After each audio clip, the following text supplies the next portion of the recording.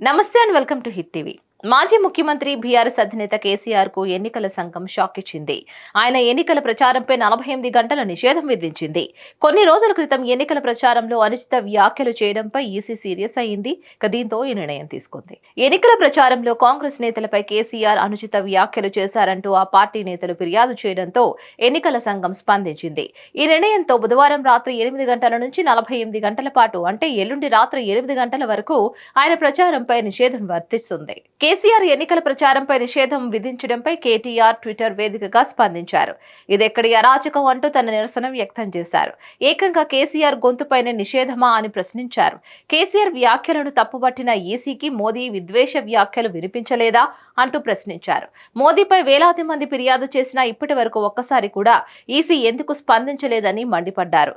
రేవంత్ బూతులు ఎన్నికల సంఘానికి ప్రవచనాల్లాగా అనిపించాయా? బూతులు మాట్లాడుతున్న సీఎంపై ఈసీ ఎందుకు చర్యలు తీసుకోవట్లేదంటూ ప్రశ్నించారు.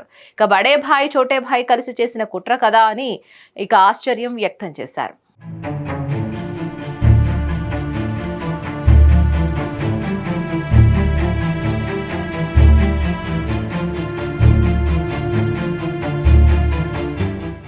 మరిన్ని అప్డేట్స్ కోసం కీప్ వాచింగ్ హిట్ టీవీ.